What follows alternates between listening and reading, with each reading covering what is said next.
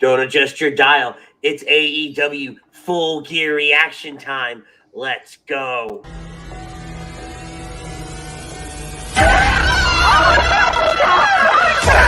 Let's go.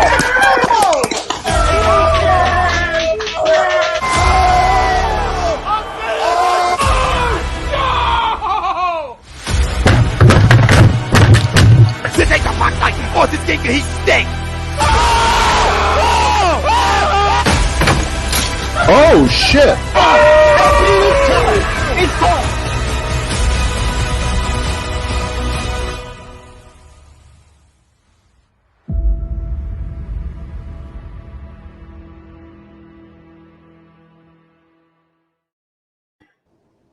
Oh my God, what a night. Yes, it is incredibly late, but I really don't give a shit because AEW's final pay-per-view of the year just wrapped up about 28 minutes ago, and Butters and I were in a movie theater watching it. We raced. I flew home. Like, literally, I think I made it to Conroe in about 15 minutes. From Conroe in about 15 minutes. I'm impressed. Pretty much, yeah. And it's time for In This Very Ring, AEW Full Gear reactions. And this episode, as always, is brought to you by Body Check Wellness. They are a line of products that promote wellness, balance, and recovery by using the full potential hemp. They come in extracts, blends, gummies, and topicals. Use promo code A2D for 25% off your order at bodycheckwellness.com. I am the Commissioner, Ritz.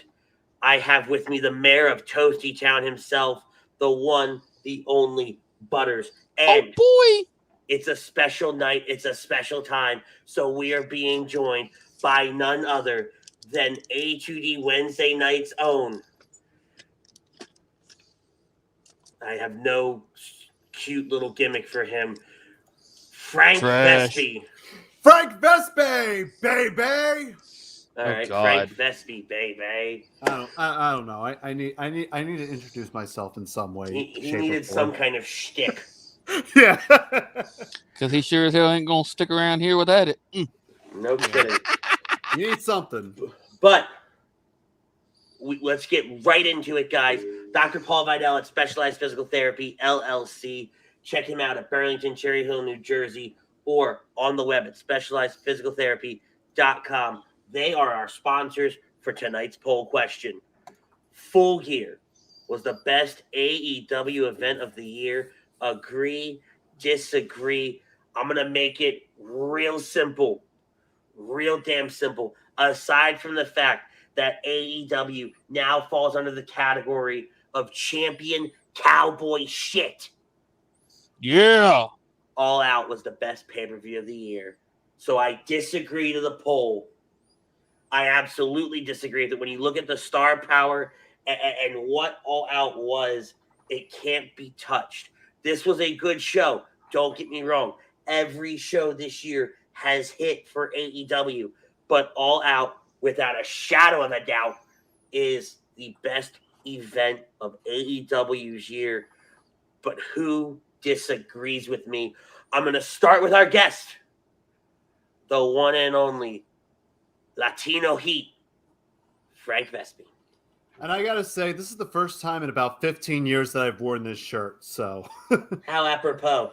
I know. I mean, like 15. It's hard to believe that 16 years ago, yesterday. I mean, it's midnight over here in New Jersey. It's now still the 13th over in Texas time. That Eddie Guerrero passed away. This was a great all throughout the pay-per-view. I love the tributes pouring in for the late Eddie Guerrero. But to answer the poll, I also disagree. It's clearly All Out. Full Gear, I mean, you could put Full Gear as a solid 1.5,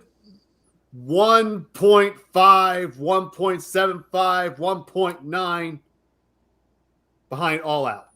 All Out was clearly AEW's best show. Full Gear, you can make solid points that Full Gear was better, but I mean, you can't beat All Out. All Out single-handedly was the best pay-per-view event of the year.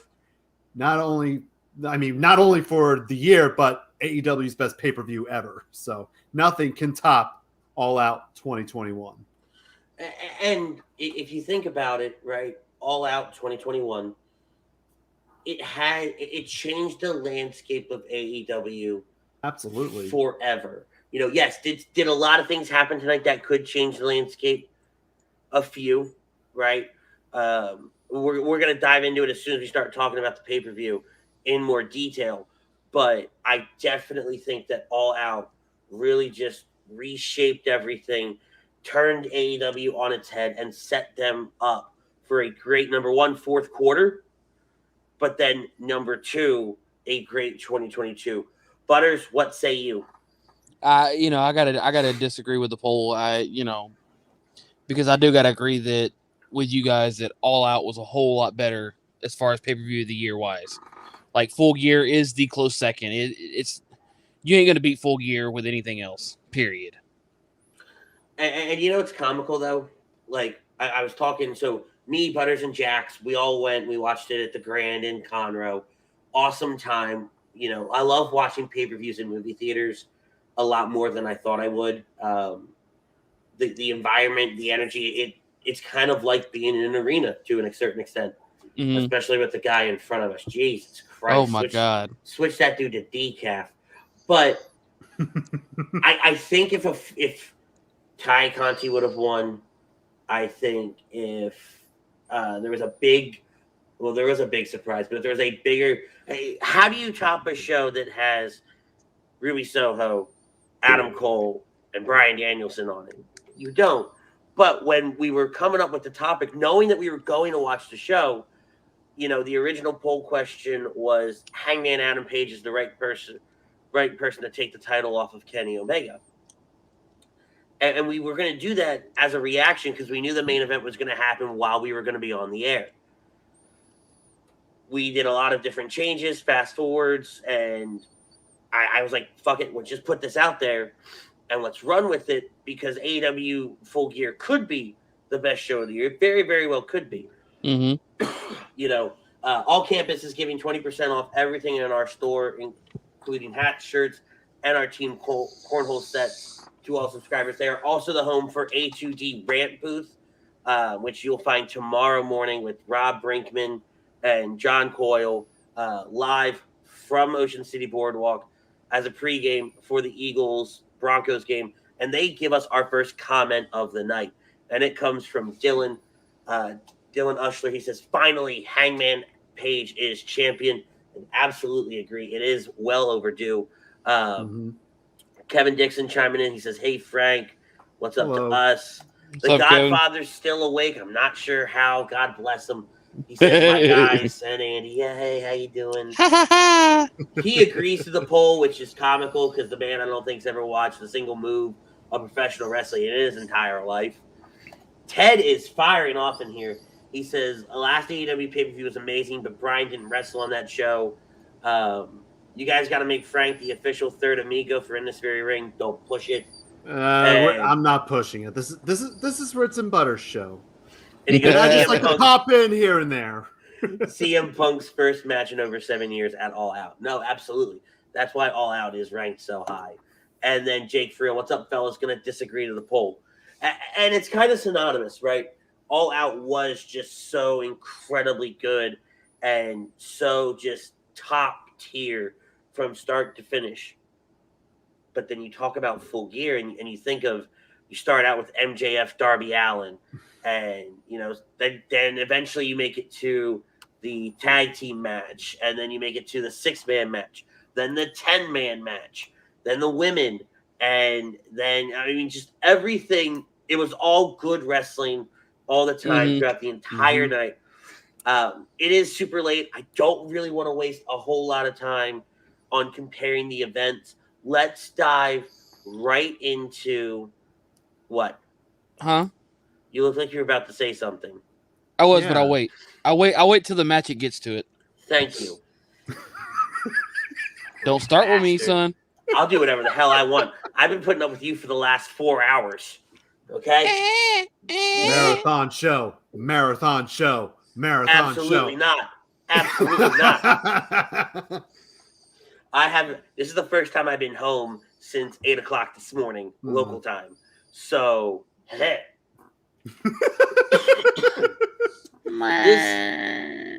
This AEW Full Gear recap is brought to you by I haven't seen that in about 20 minutes. No kidding. It's Counseling Center and Sunrise Detox.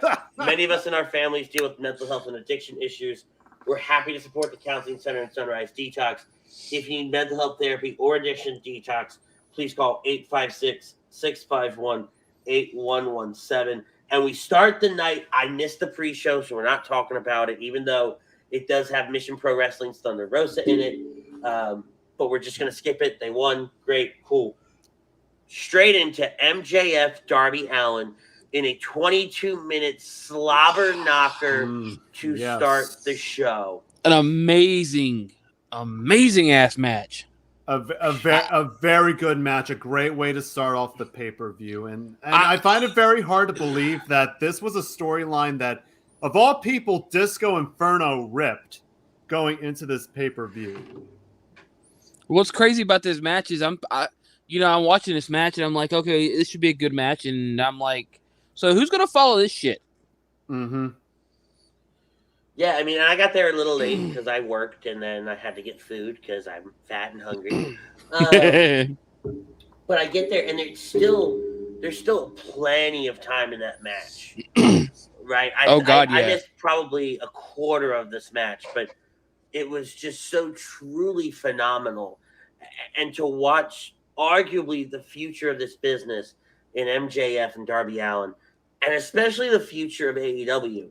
These two guys, these will eventually, in a year's time, 2 years' time, 3 years' time, we're going to be talking about them main eventing shows as champion and challenger. Take your pick who's going to be in what slot. And so to see them just do the work that they did in the ring very early on, set the tone. They told a great story with MJF's knee throughout the course of it. And Darby Allin is one crazy son of a bitch. That coffin drop onto the apron had me cringing. I mean, that boy's spine has got to be cracked in 9 different places. I mean, as much as he does this. I made the comment. I was like, I'd love to see Darby Allin's x-rays in like 2 or 3 years, what that body looks like after doing all this. Obviously MJF gets the win with the Dynamite ring. It fits the MJF character that he's to win. It was so funny. I got there and I don't know why Sting's not at ringside. I didn't see Wardlow. I'm like, all right, whatever, screw it. Let's just watch the match. And then they cut to the ramp really quickly, and Sting's blasting somebody with the bat, and I'm like, who the hell is that guy? Because it cut so quick. And then he starts blasting Wardlow. And what I love is Sting grabs the chair and starts beating the man with it upside down. Yes. Like he's holding the back of the chair, not the legs of the chair, like a normal human being would, the back of the chair, and beating the shit out of this guy. Just pure fantastic stuff from both men. And hey, MJF said he did what he said he was going to do and beat him with a high side headlock. Yep. Yeah. The amount of side headlocks that were on this show tonight. We even talked about that. It should be, side headlock full gear, Yeah, full gear side headlock. You could have made a drinking game out of these side headlocks. I mean, by the time the match would have been, everybody would have died of alcohol poisoning. I wouldn't be able to do a show right now. Right? I think he'd barely be able to turn his computer on at that point. Yeah, I barely turned it on tonight. I mean, Jesus Christ Almighty. And it's to Butter's point. It's really hard to follow that match. Mm-hmm. But who do you send out? You send out none other than Dax and Cash FTR against the Lucha Bros, Penta and Rey. And I swear to God, this match felt a lot longer than 18 minutes. Yeah. Mm-hmm. But it was full of great action during those 18 minutes, especially when you follow up one really good match with another really good match. It feels like, man, this could be a show that could be like 4, 5, 6 hours long with the amount of action and the amount of storytelling this pay-per-view had. And like take out the obvious flops because there were some very, very noticeable botches, and some people missed their marks and things didn't hit exactly how they should have. But let's talk about the fact that these 4 guys, you have arguably 2 of the best luchadors in the business today. You have Mexican Superman in Rey Fenix. That motherfucker, he was on the apron at one point, and then next thing you knew, he was 3/4 of the Oh way my God, that spot ring, was just like standing, and he didn't even hit anybody. He was standing next to Penta going, "Sup?" Yeah. like I said to these guys, I was like, "The fuck did he come from?" He teleported in. Yep. It was like Mexican Goku. Just Oh man. But it was so much fun to watch these guys just kind of go all over the place. Now, if I'm gonna rip a match apart though, it's gonna be this match. I've never witnessed in a tag team match a bigger confusion of who the hell the legal man is. Especially during the end of that match where FTR started breaking out the frog masks. Yeah, can we we're talking about it. Fuck it. We're talking about that right now. Let's talk about the frogs, damn it. In what world? And I'm going to borrow an opening line to a start of a rant from a friend of mine, Jack's matter of fact. In what world is it okay for 2 grown-ass men to crawl under a ring in the middle of a match, grab a green ski mask that looks like they filleted Kermit the fuck frog, throw it over their heads, and mind you, one is bald, the other has hair, or actually hair more like Frank, and you have no idea who they are. Yeah. I'm sorry. Where did they find this referee, and can we send him back and get a new one? And this is one of the flaws of AEW is that there was this article I saw. I don't know where I read this from, but they said that I'm just AEW has something. I know I can read, but they said that AEW has a referee problem, and part of it was them they're playing not coy to all wrong. this. They're not wrong. Like the referees in AEW, they've been great, but sometimes they play coy a little too much in team matches. You bloody fucking think. Yeah. Just a little? I mean, a little? I mean, god damn. Yeah. Like, I don't remember who called this match. It might have been Rick Knox. Mm-hmm. But if it was Rick Knox, don't ever let him call anything important ever again. Regulate that fuck to some bullshit AEW dark match between God knows who and somebody I've never heard of. I like that match. It was a good match. Catch it every single week, Tuesday nights on AEW Dark. But like we took leave of the rules in this match.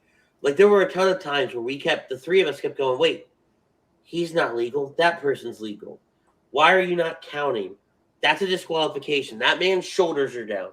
Yep. And it wasn't just this match. It was all night long. Like, it's like we threw the rules out the window because we have this is who's winning the match, don't fuck it up directive from whoever the higher-ups were. And you're just kind of going,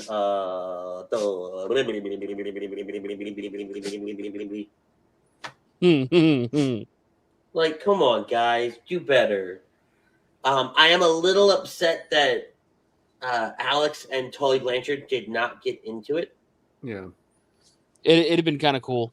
Because there were plenty of times where Alex should have walked over there and slapped the absolute fucking taste out of Tully Blanchard's mouth. Like, Especially with those outfits in that entrance. Oh yeah. The entrance of FTR, that 8-bit Nintendo American Gladiator ripoff music. Yep.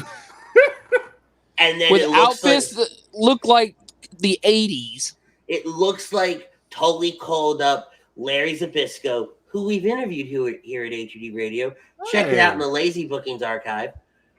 And they borrowed some of Larry's robes from when Larry was wrestling in 1973 that said Living Legend on the back of them.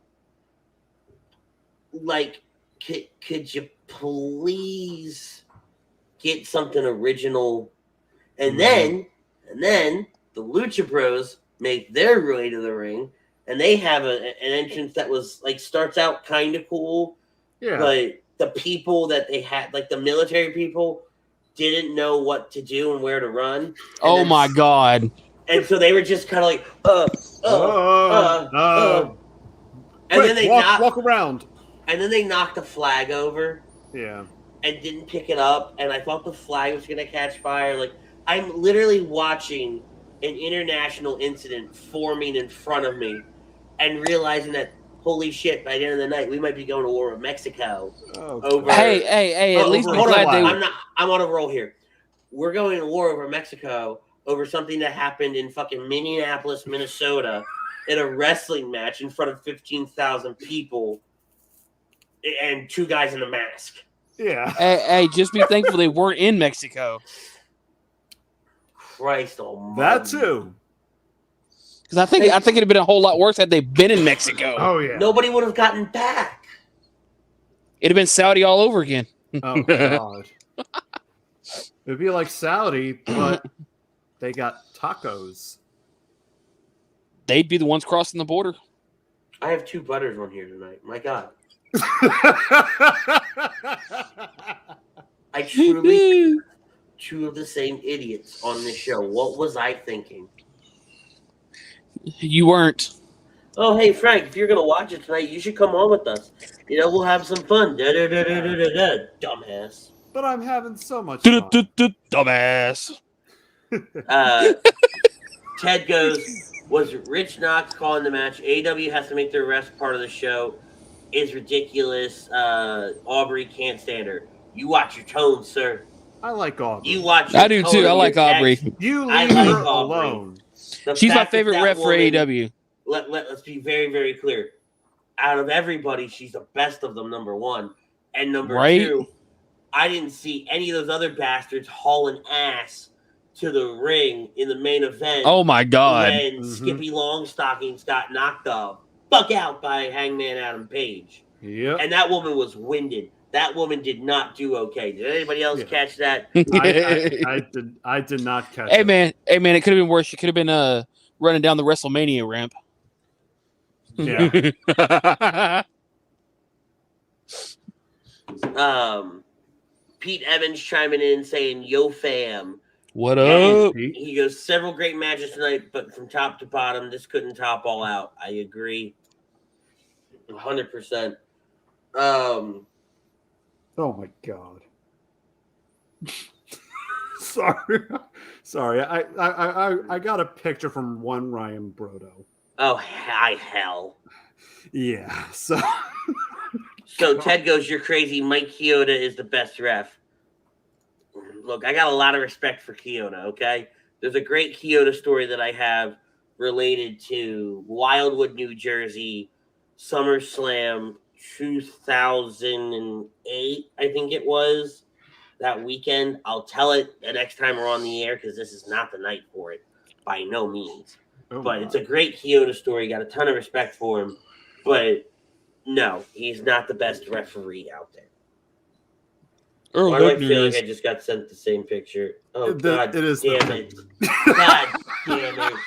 Why can't y'all send it to me? Damn. Because there's context and There's I would have to context. explain things to you, and I don't have that kind of time.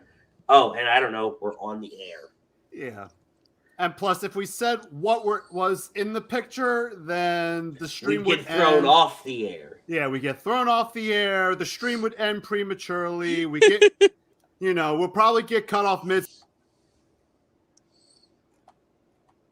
There's a God Frank left. There we go. You're so dumb. But overall, though, the Lucha Bros FTR match, great tag team match, another awesome start to the night, right? Mm-hmm. We're half an hour in, we're running, we're gunning, Mm-hmm. and then they give us Bryan Danielson versus Miro. Now, this was a good match. Yes. 20-minute match. It probably didn't top the first two, but it was a good match. It was a good match. Unfortunately, because of God damn it, Ryan. Ryan, you should hop on too. Oh God, no. But unfortunately, because of John Moxley checking himself into the rehab facility a few weeks ago, and them inserting Miro in, Miro winning against Darn Cat. We knew the plan was always Daniel Bryan to win this tournament. Mm-hmm. So the ending was a little predictable in the sense of who was going to win.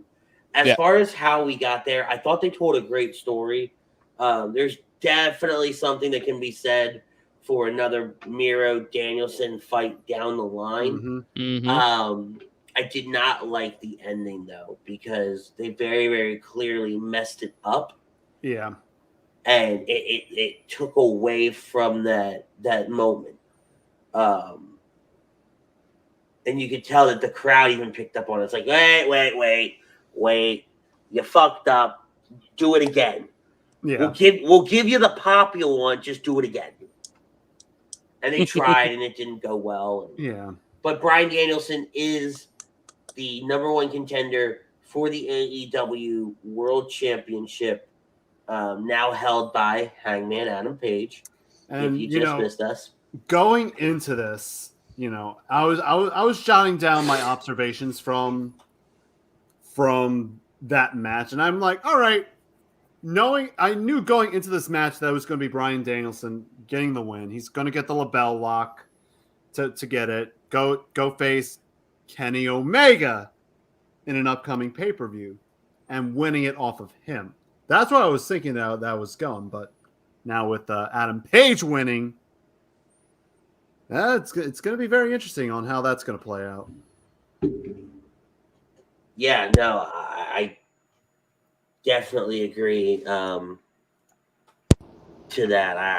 I firmly believe the fact that Bryan Danielson and Kenny Omega would have been a better story.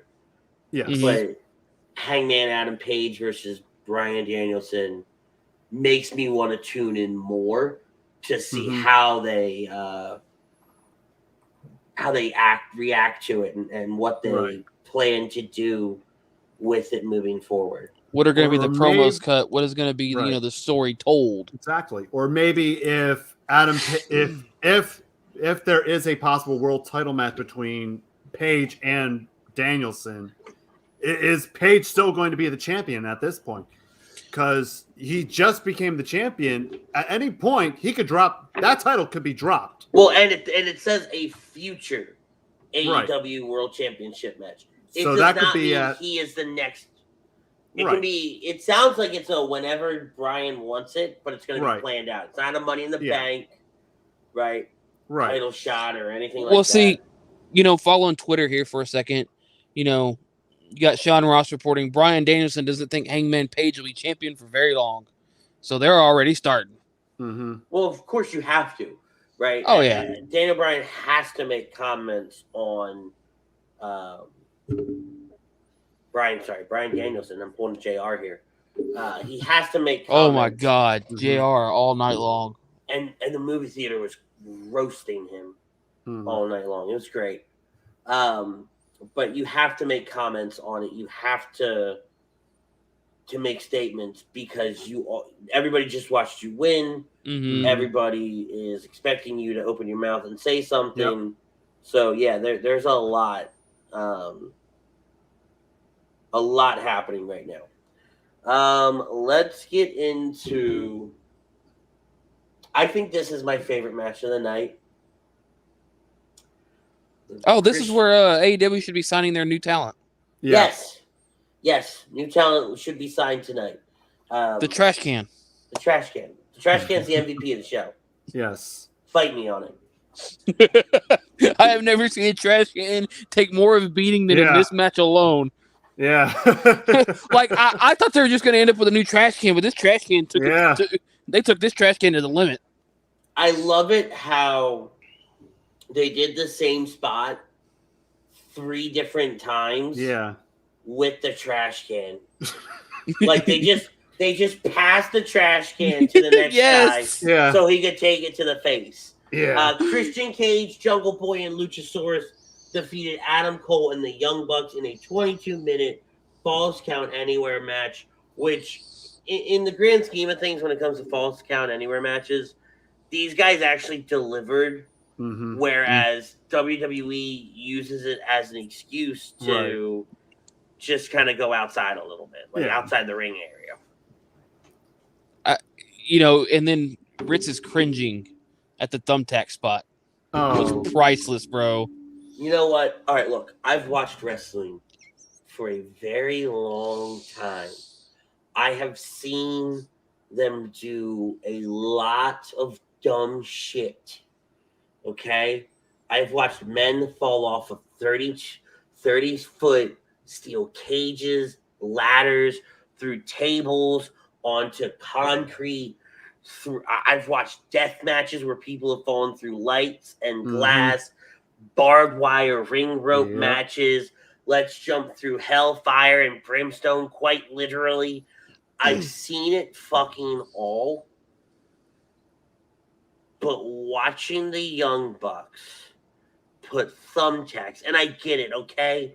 At the end of the day, I get it. It's wrestling. It's nothing is what it seems. But I'm a smart man. I'm a creative man. And the thought of you putting thumbtacks into somebody's mouth, and then you and your brother, the big spray-tanned, pink-haired douchebags. Well, I'm sorry, if Tony Schiavone said dipshits. Oh, yes, that was a great. Are going to super kick the cheeks of the now. You've turned this man into a thumbtacked cheek squirrel. Yeah. And just, like the things that could happen. Yep. Are just so exactly painful. The thumbtack V trigger was it was what it was, but it's the thumbtacks in the mouth. Yeah. And it ain't the first time I've seen it because Britt Baker Abaddon did it, and that was even just cringe. Yeah. Right. But just a super kicked. Just thinking about, I just can't even think about it. Like, but what I saw in that match, that was not Jungle Boy. In that match was a Jungle Boy, and out came a Jungle freaking Man. After that, how long have you been waiting to say that tonight? I was about to ask the same thing. Probably since 9:30. Yeah, that's what I thought. Hey, and you've been holding on to that one for a while. Yeah, I wanted to say it so bad. I'm like, that's not a Jungle Boy. That's Jungle Man. And then Luchasaurus, just every time he turned around, he'd get taken out, and then all of a sudden, out of nowhere, where the fuck did he just come from? Yeah. Oh, he just got thrown off the. He just got thrown off the ramp. All right, cool. We ain't seen the rest of the. Where the fuck did he come from? Yeah. How did he get back up there? Yeah. And I love the imagery of the fact that they all came out in jeans and like boots, and then you have the Superkliq out there in wrestling gear, and it's like, no, boys, we're gonna fuck you up. Yeah. This is a street fight, baby. You come out in street clothes. Exactly. Although Jungle Boy looks like he just got done cutting the grass and was Yeah. like, Yeah, I was looking at that. I'm like, what is he wearing? It's like, because I was expecting like the typical, like a modified Jungle Boy attire, but him coming out in jeans, I'm like, what am I looking at? It's like, it's like you put no effort into getting ready today. Yeah.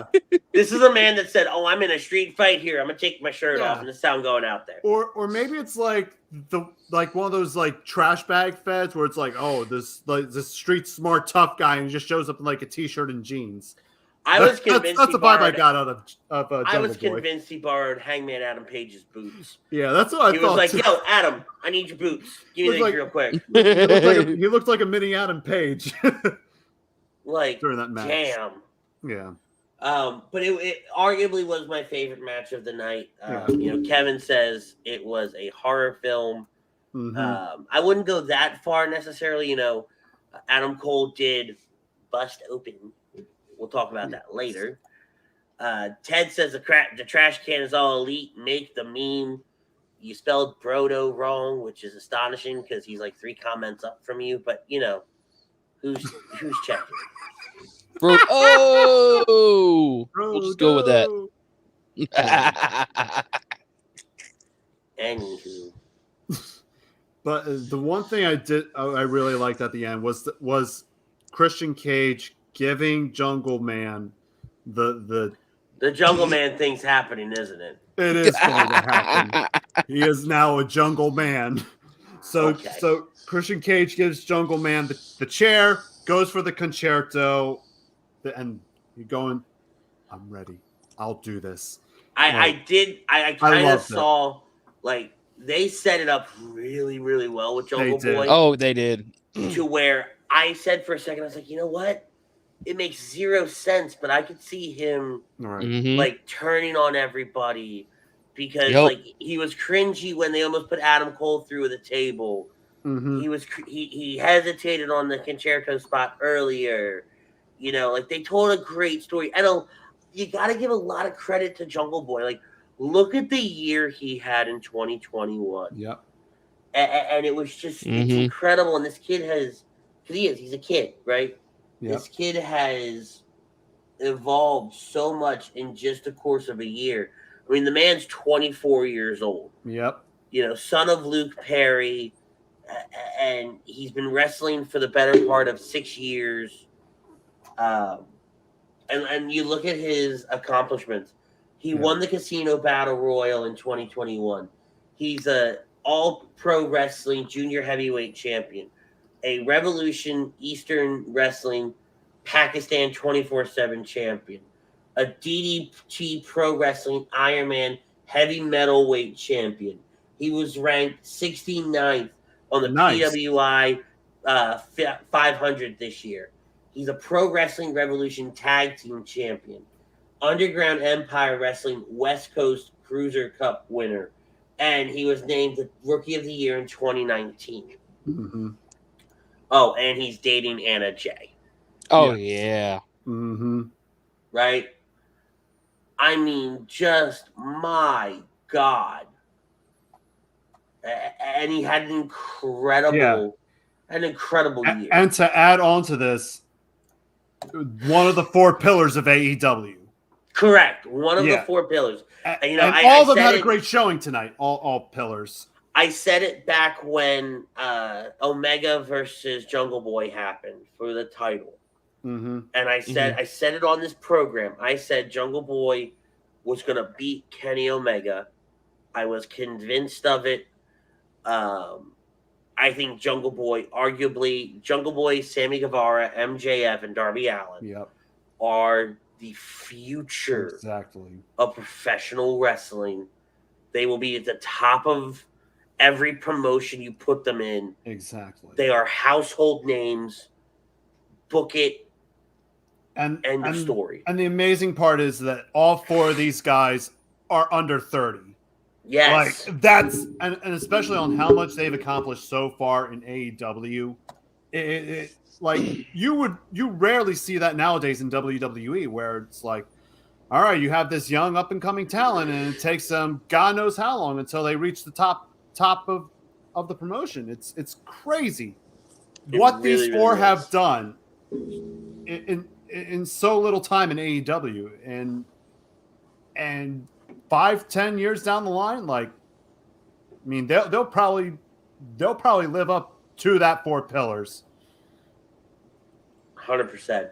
If you're looking to buy or sell a home, looking for a change in career or brokerage, contact Alan Foy of eXp Realty LLC at 302-682-8820 or visit him at alan.foy@exprealty.com. And Alan Foy brings us our breakdown of the Cody Rhodes and Pac match versus Malachi Black and Andrade El Idolo. This was probably the weakest match of the night for me. I was about to say, I think this is my least favorite of the night. And I think it's because the crowd was so behind everybody. Except Cody. So against Cody. Yeah. That it took me out of it. And I don't know what their damn problem with Cody is. I just think the problem is how Cody has been booked. You know, probably like that. It's like Super Cena back in the 2000s where he somehow wins, like the comebacks. You know, always prevailing, and I guess fans just have enough of that particular type of storytelling. Arn Anderson got a bigger pop than fucking Cody did. Yeah. Sad to say, but yep. I was not a fan of it. I was not a fan of FTR running down afterwards. Yeah. And it's just a lot of things missed for me with this match. I think all 4 guys. Yeah. I think also what kind of killed it for me, at least for me, was the constant tagging in and out just because I want in. I want, Exactly. Yeah. Like, I get it. They're not on the same page, blah, blah, blah. But this constant, I want in. I want in. Yeah. I want in. When I first saw Cody make that tag on Pac, I'm like, going to him, I was like, oh, is this where we're going to see a Cody heel turn for once? Like, that was the first thing I thought. I was like, is Cody going to turn heel? Is he going to constantly be a thorn in Pac's side to where he's going to somehow get this loss? But fortunately, that didn't happen. Cody gets a win, but Pac got the pin, which, I mean, I'm kind of glad that it wasn't Cody that got the pin. Correct. But I wanted Malachi and Andrade to get the win on this one. I didn't feel like they needed it. I didn't feel like this. I also didn't feel like this match needed to happen. Yeah. I think you could have done more with these 4 guys. I felt like a lot of things tonight we're going to make these matches happen to get a lot of people on the show. Right. A lot of our bigger names on the show. This was one to where you've got these 4 guys kind of in limbo in their story. So let's try to forward it. Right. And I don't know if that did what it was supposed to do for them tonight. Yeah. That's really all I have to say on that match. It was about a 17-minute match, but oh my God, this is great. Brian Wilson. Buttersbeard is killing it. I feel like you could pull a tortilla chip out of it mid-sentence, take a bite, put it back in without missing a beat. And Dynasty says, what's up, guys? What's up, Dynasty? Long time no see, my man.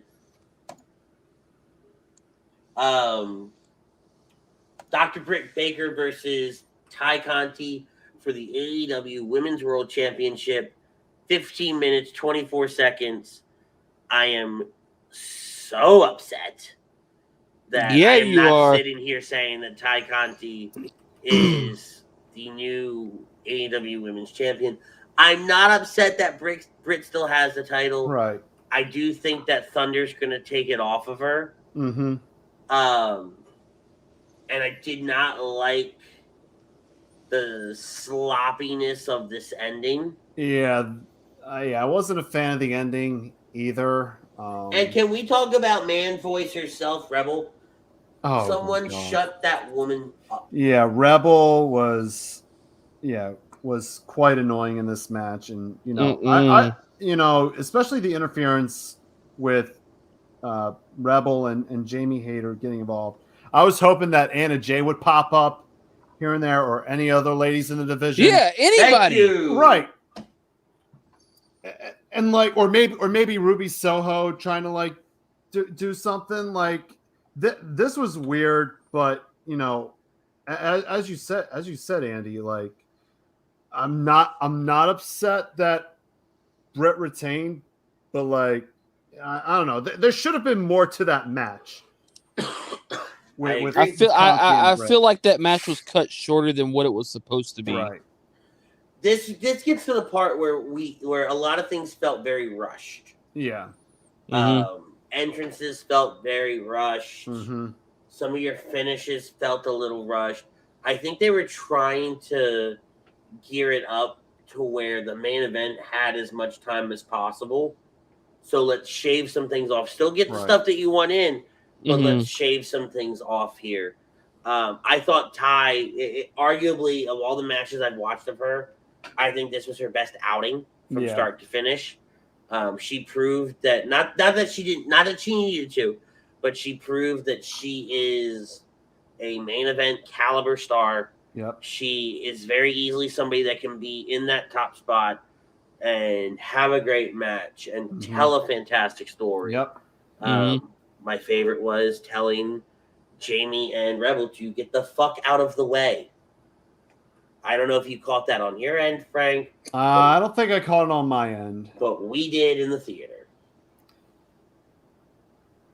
And to also think that Conti, another performer under 30, putting up a great match against probably one of the top women in the company. It's maybe you can make her a fifth pillar or a pillar in the women's division. With that hot streak going in, winning 26 out of 28 matches, like she could be a force in the women's division for within the next year or so. Absolutely. Chad goes, has Tay Conti been on a hot streak? Frank just alluded to that. The football scouting report loves Ruby Soho until he learned she hates Wawa. So now he chooses Wawa. I can eat Wawa anytime I want. I like that. I like that.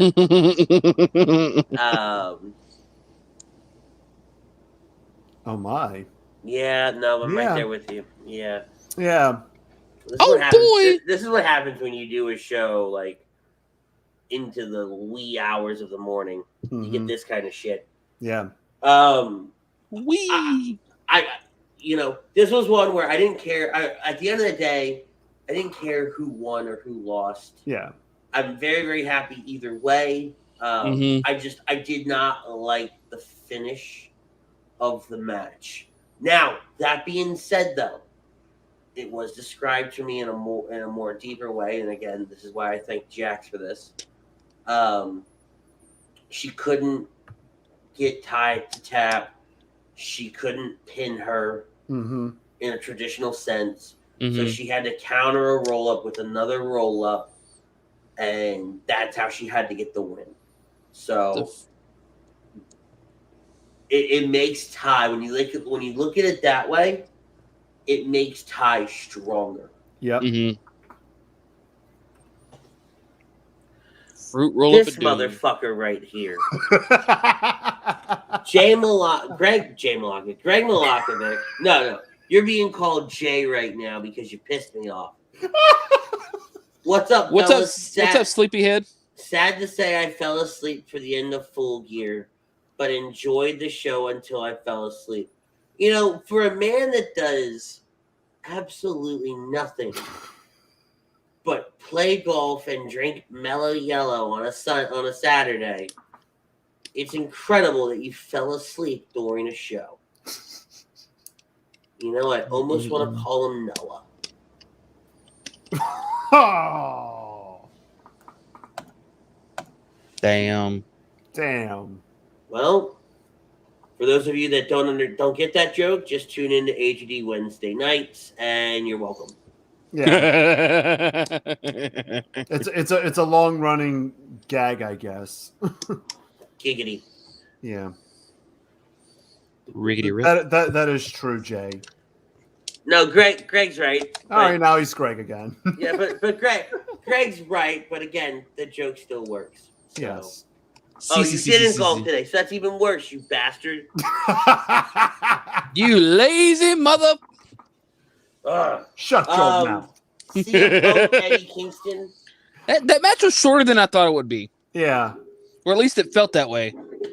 A lot shorter. It was 11 minutes. Shortest match of the night by about 5 minutes. Wow. Really? My biggest complaint with this match is this should not have been a wrestling match. This should have been a fight, a street fight, a hardcore match. Something. Right, because the referee kept trying to stop him too many times. Yeah. I love the cheap shot from Kingston in the beginning. I did not like the fact when you go back and you listen to the promos, especially Eddie talking about how CM Punk didn't show him any respect, did nothing, CM Punk goes to show you respect at the end, and you tell him to go fuck himself. I got a problem with that. Yep. Right? It fits the Kingston character, don't get me wrong. He's just pissed he lost. Yeah. Yeah, like quit being a baby bitch. Right. You know, you bitched about everybody else being little bitches, and here you go, getting pissy and salty because you lost, and act like a little bitch yourself. Yeah, but it was still a good match. Yeah. I did thoroughly enjoy it. I knew CM Punk was going to win. He's not taking an L anytime soon. Yeah, I mean, not a lot to pull away from it. It was only an 11-minute match. They kept it very physical in the ring, had a little bit outside, but nothing crazy. This felt like one of those matches that they cut the time on. Yeah. A little bit. But then we get to the Minneapolis Street Fight match. Oh, jeez. The Inner Circle defeated Men of the Year and American Top Team. And I want to put this out there, and I'm going to say it now. I said it when we were watching it. I have to give all the credit in the world to Scorpio Sky and Ethan Page. Yeah. They went into a 10-man match facing off against 5 of arguably the best wrestlers in the world. Yep. And it was just them two, a former boxer, a guy who barely speaks the language, and then somebody that looks like he should have tried out for the 76ers 10 years ago. Yeah. I mean, he could have probably tried out for him now. I mean, but still. He looked like the damn Sixers mascot. Like, going into this match, like, I knew the Inner Circle was going to win hands down and put an end to this. Probably one of my least favorite storylines in AEW, because I cannot stand Dan Lambert and American. I'm just glad that Dan Lambert got fucking drilled. Yes. Now, I just need one more thing, and it happened in the main event. Yep. Talk about it, because it was like fucking Hanukkah. So I gotta ask, since when did Jeff Hardy sign with AEW? Yes. That damn spot off the top of the ladder. Yeah, the senton bomb. Woo! Yeah. Anybody else think he was gonna miss? I thought it was gonna be a botch, not by a miss, but landing awkwardly. I thought he was gonna miss. Yeah. Because I mean, he didn't even jump. He just kind of just leaned into it. Yeah. Nothing beats Santana and Ortiz, though. They've got Men of the Year in that double submission, weird, fucked up thing. And then Sammy and Guevara out there looking like fucking Aaron Rodgers. Yeah. Chucking it right at them with the football. Hey, if anybody used a good weapon, I got to feel like, who the hell had it? Jake Hager, I know where you're going with this. Yes, Jake Hager with a toaster. Jake. And let's talk about that. The toaster. So we had hockey sticks, which makes sense. Okay, fine. Yeah. Lambert at one point had a steel pipe. I don't think it ever really got used. Okay, fine. Chris Jericho had the snowboard water ski, Yeah. which he wrecked. I think it was Ethan Page out the gate with. And then here comes Jake Hager, who, when it comes to the inner circle, could legitimately fuck up everybody in that ring, except maybe Junior Dos Santos. And he beat you with a toaster. And then a bunt cake can. Yeah. Well, see, and here's the thing: if you'd have been hearing Shivani, oh no, not the bunt pan. yeah, but no, he can't, because even JR asked him how he knew all this shit, but Shivani was basically telling him all those items they were using were made in Minneapolis. Yeah. They come from Minneapolis, so invented in Minneapolis bunt cake pan, the toaster. I don't give a shit. The bunt cake pan was great, though. The fact of the matter is very the garbage simply, can, the toaster, and the bunt cake pan are now all elite. Let's just book it right now. Brian, make some memes with the bunt pan, the toaster. A triple threat match between the toaster, the bunt cake pan, and the trash can. For some reason, the toaster comes out on top. What you're telling me is I can walk into any housing section of Walmart and build me a Royal Rumble match. Yeah. Oh hell yeah. Yeah. Okay.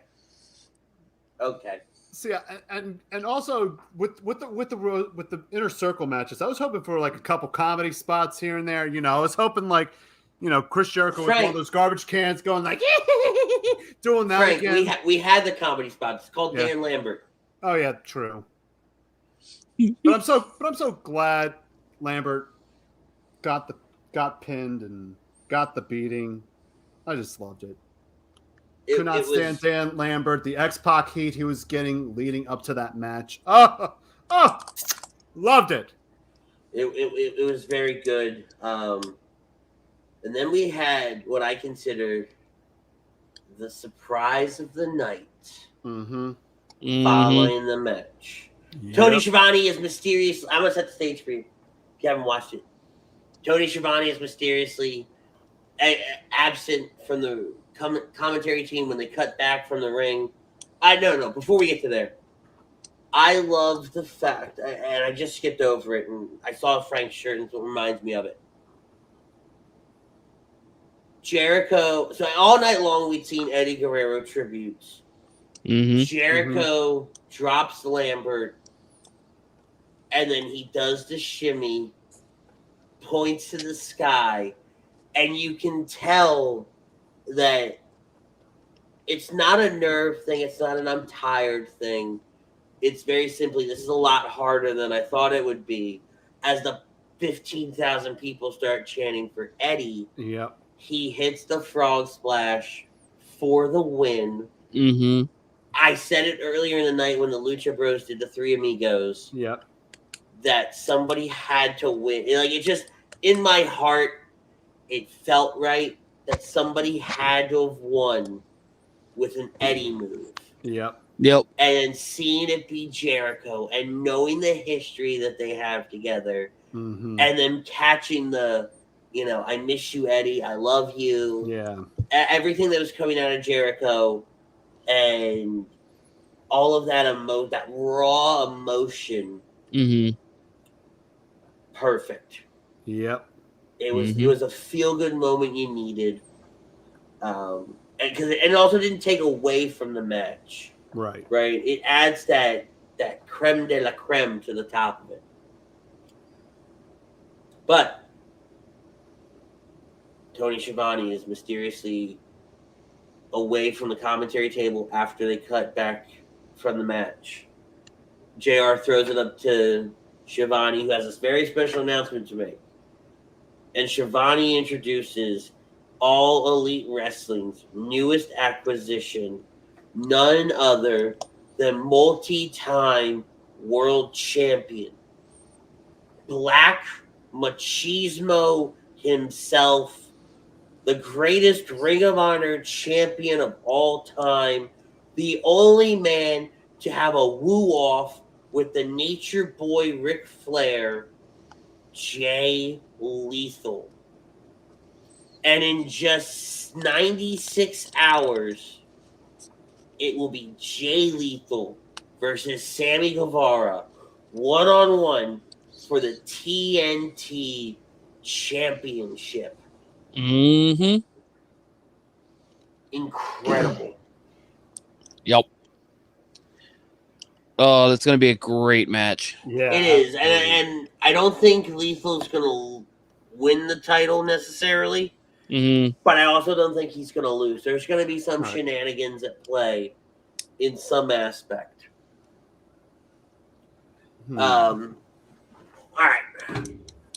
Fan Up is the best way to enjoy fantasy sports, daily NFL context, and more. Win great prizes. Sign up today by using promo code A2D for 5,000 bonus points. That's a $50 value on the Fan Up app for iPhone users only. I played around with it a little bit. I've come pretty damn close to winning some significant money when you really think about it. I'm still playing around with the 50,000. I'm sorry, with the 5,000 points they gave me, because they also give you 2,000 points for signing up as a new member. So you have 7,000 out the gate to play with. I'm still playing around with free money, and it's very, very easy. You don't need to know a whole lot. Check out our friends over at FanUp today. But they're going to bring you the recap for Hangman Adam Page winning the AEW World Championship from Kenny Omega. And Hanukkah came early, gentlemen. Do you want to know why? Because that douchebag moron, dim-witted Don Callis took the AEW title to the Dome. You could have ended the night right then and there, and I'd have been happy. Yep. Oh, my God. The excitement on his face said it all. That was the pop of the night for me. Yeah. No, he was. You had to have been there just to see how it's like a kid in a candy shop. I mean, come on. Being told he could buy anything he wants. What are you talking about, kid? That was me 3 weeks ago in a candy store. Because I have adult money. Oh, yeah. But let's talk about what everybody seems to be talking about was the Young Bucks come down to the ring very, very late in the match. Mm-hmm. Hangman Adam Page has the upper hand. It's very obvious that they're coming out because Kenny Omega's getting his ass handed to him. It looks like Kenny's going to lose. Yeah. And rather than getting involved, the Young Bucks just give Hangman the nod of approval. Hit your buckshot lariat and put this away. Mm-hmm. What does that mean for the dynamic of the Elite? Not sure. Yeah, it's like, now what? Like, for a good part of a year, it was always the Elite. It was the Superkliq. Now it's like Kenny lost. What's going to happen? Like, what's going to happen with Adam Page? Is he going to turn on Dark Order and join the Bucks? Or is everything going to be all hunky-dory? The Elite's all happy again. Let's film some more BTE on YouTube. Like, yeah, it's a lot of question marks, going into the next episode of Dynamite regarding Kenny and Adam. Well, and we saw the Dark Order come down after the match was over. Hangman invites him in the ring. I thought he was going to turn on them there, but the Bucks were going to side with him. Yep. It felt very Bullet Clubbish to a certain extent, with the Bucks giving him the nod, take out Kenny. Yeah. It's funny. Kenny was only champion 364 days. He missed it by about 3 hours of being a champion for a year. Mm-hmm. But it's actually a couple minutes if you really think about it. Yeah. Because the match ended minutes before midnight on the East Coast. Damn. But could this be the dynamic shift for the Bucks, for Hangman? I mean, hell, we need a heel. Yeah. If we're going to put Bryan Danielson in that spot, here's a way to do it. Right. Yeah. Right. It's high level thinking on AEW's part. It's subtle on the Bucks' part. If you weren't paying attention as closely, you would have never saw it. You would have never saw it. And AEW made a good point to point it out. Yeah, Right? I mean the first one, the first Buck, he went to go for it and backed off, and then you watch the second one, he walks, but he just gives that nod, that head nod, like go for it, and then backs off. You know, so it was a really great just subtlety of, you know what, fuck it, let that bastard lose it. We don't care anymore. Great match, absolutely phenomenal. Like, these two had such a history against each other. And they were able to tell such a great story. You know, Frank, I think you and I talked about it a few weeks ago off the air. I know I've talked about it with Jackson. No Butters, you and I have talked about it. Continuity is huge in AEW. Big time. And you know, that's one thing that I love, and I've loved from the get-go, is that something can happen today, and we may not talk about it today, right? But in 6 months down the road, I'm gonna fuck you up. But I need you right now for X, Y, and Z. Yep. So I really, really like that. I like Adam Page as champion. I think he deserves it. He's earned it, absolutely. Oh, big time. Absolutely. So, yeah, I mean, you know, going into, you know, when AEW first started, you know, when they decided the champion, when it was Jericho and Adam Page, a lot of people thought Adam Page is not ready to be the champion. He has the potential, but him getting it right out the get-go, you know, give it some time. But how the storytelling was, how it was done, you know, you had him winning the tag titles. You had him. He's like, will he? Won't he turn on Kenny? Will he be a heel? Will we see a heel Adam Page? Then you have him joining the Dark Order. You know, building all that up with the Dark Order, and now winning it at Full Gear. I think it comes full circle, and you know, it's time for some cowboy shit. Absolutely. I do want to look at something. So if you look at Full Gear as a whole, right, and then it's only been around a couple years, right? We get the Chris Jericho defeated Cody for the title. Jericho retained the title, and then every year since then, the title has changed hands. No, I'm sorry, it didn't change hands. Jon Moxley retained last year against Eddie Kingston at Full Gear, and then this year is the first year that it changes hands. So pretty interesting that's how it plays out with the title. And this is a rematch from the Eliminator tournament final from last year, where Omega beat Adam Page. You know, so a lot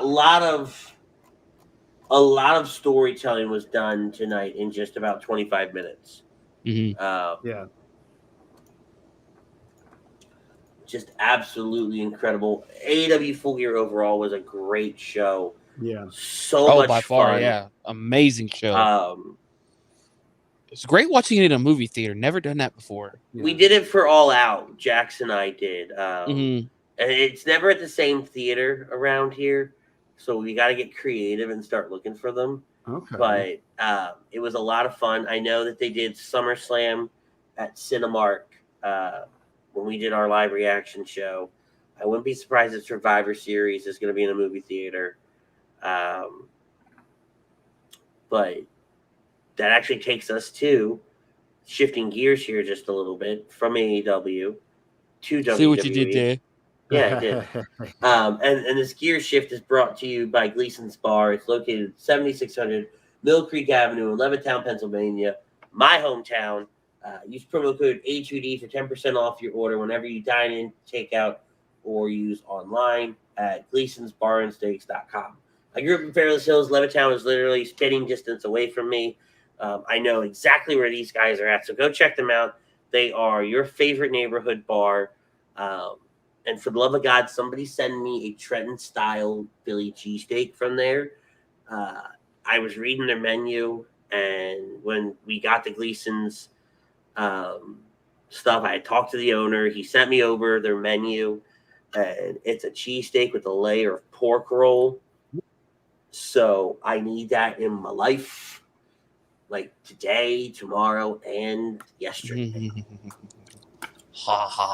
But with Survivor Series now at this point for everybody, just 1 week away. And we're not going to dive too deep into it because it is late.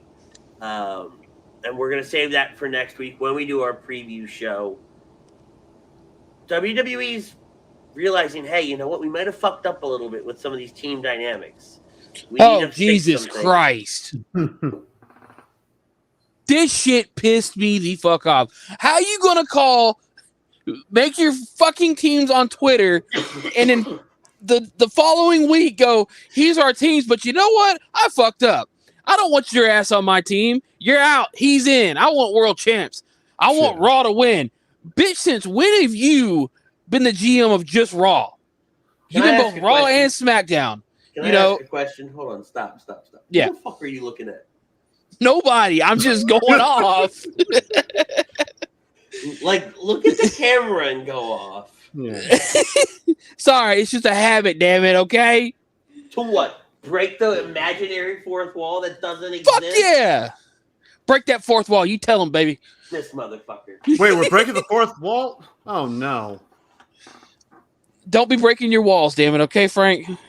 We know you'll take that literally. Walls. But no, like... Well, that's enough out of Frank, guys. But who the hell is Adam Pearce to go, I want Raw to win. Since when have you been a Raw only fucking GM? You've been both. What is Sonya the SmackDown version of her? You know, like, I mean, she was the only one on SmackDown this week. And then she did make the changes with Aaliyah. Man, that pissed me off too. Oh, you know what? Since you know Naomi for a while, bitch, get out. Bye. Like, seriously? And then it's like, Sammy, I want Jeff Hardy out. Well, here's a match. Adam's like, here's a match. One of y'all loses, you're out. Like, you already knew Sammy was going to be out at that point. Because I think SmackDown's also what? Every one of them's been a champion too? Yeah. Very possibly. Yeah. Like, I don't have my WWE notes in front of me. I just wanted to plug some things. But and my thing is if you're gonna make the team, stop making the adjustments. Just say this is what I wanted in the first place, and don't go, oh, I fucked up, my bad. Let me change it real quick with a lame ass storyline. Yeah, that's what's gonna happen though. And I'm looking at the original teams. I mean, it just looks like I like you, and then you. Okay, here you go. There's a team. I'm really glad Shotzi's still on the SmackDown's win roster. Yeah. I think that's a great addition. I think the SmackDown women's team might be my favorite team of all four that were announced last week. I mean, in my opinion, they're probably the strongest of all. I think so. Even with Aaliyah.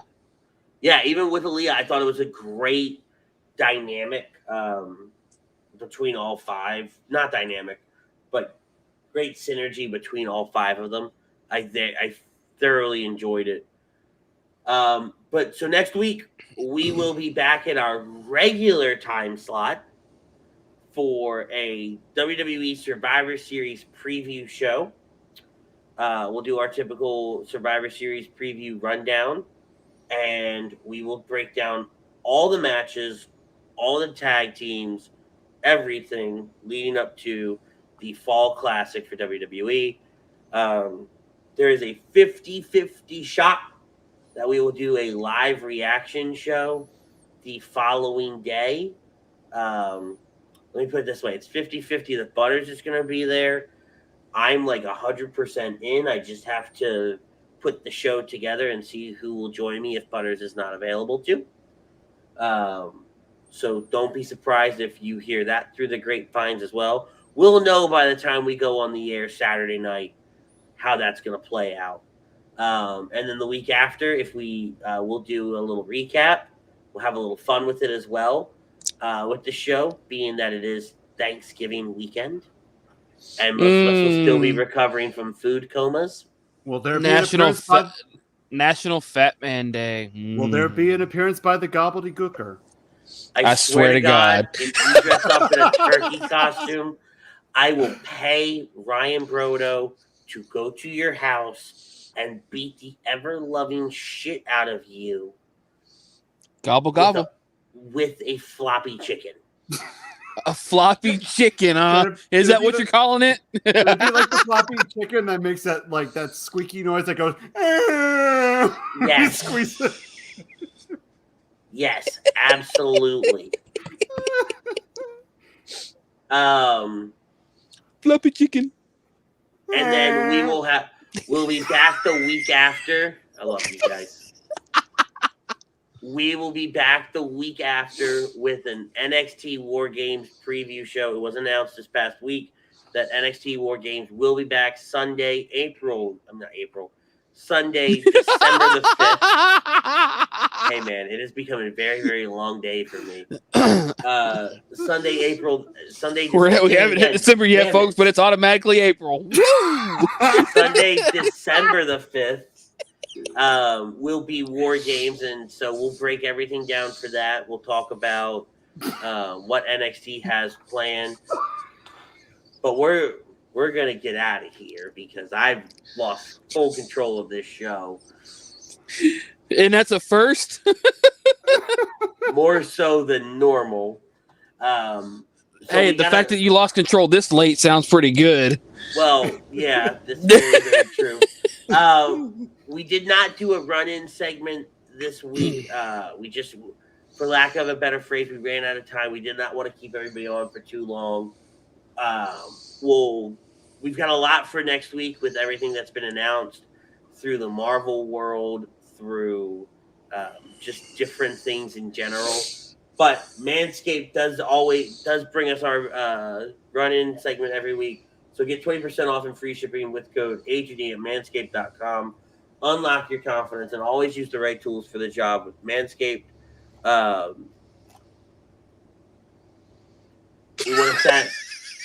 We want to thank Body Check. I had to think of where I was in the list. I was going to click on the Manscaped banner, and then I was like, well, I already finished the read, and I'm tired, and bite me. You drive the ship one night and see how fucking easy it is, asswipe. We want to thank Body Check Wellness. Use promo code ATD for 25% off your order at bodycheckwellness.com. Dr. Paul Vidal at Specialized Physical Therapy. Make sure you check them out at Burlington or Cherry Hill, New Jersey, or on the web, specializedphysicaltherapy.com. All Campus will host Rant Booth tomorrow morning.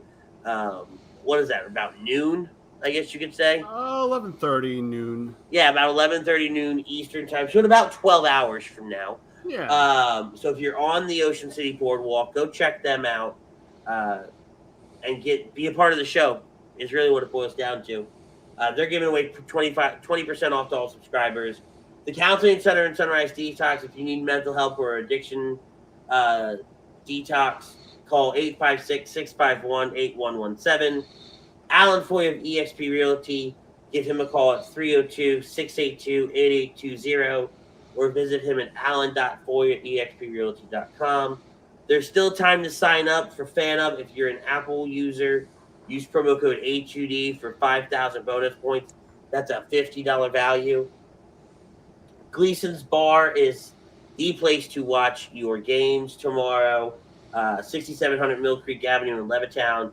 Use promo code A2D for 10% off your order. And guys, don't forget to subscribe, become a member. It's $9.99 a month over there on YouTube. And you will get weekly picks from the Money Pot podcast, which will go on the air in just about, 8 or 9 hours from this point. With Nate Moss and his team over there, they're going to give you all the tools you need to make some money tomorrow with your games. Frank, we thank you for joining us. Make sure you guys check out Frank every single Wednesday night on HUD Wednesday night. And then occasionally he pops up, on Sport Towns Monday night and over on our show every so often. I may make a surprise appearance here and there. He shows up when he wants to. Yeah. But for Butters, I'm Rich. We're gonna get out of here. We appreciate you guys sticking with us tonight, and we will see you next week for WWE Survivor Series preview and predictions. Tell someone you love them. Peace, love, and joy. We out. Woo!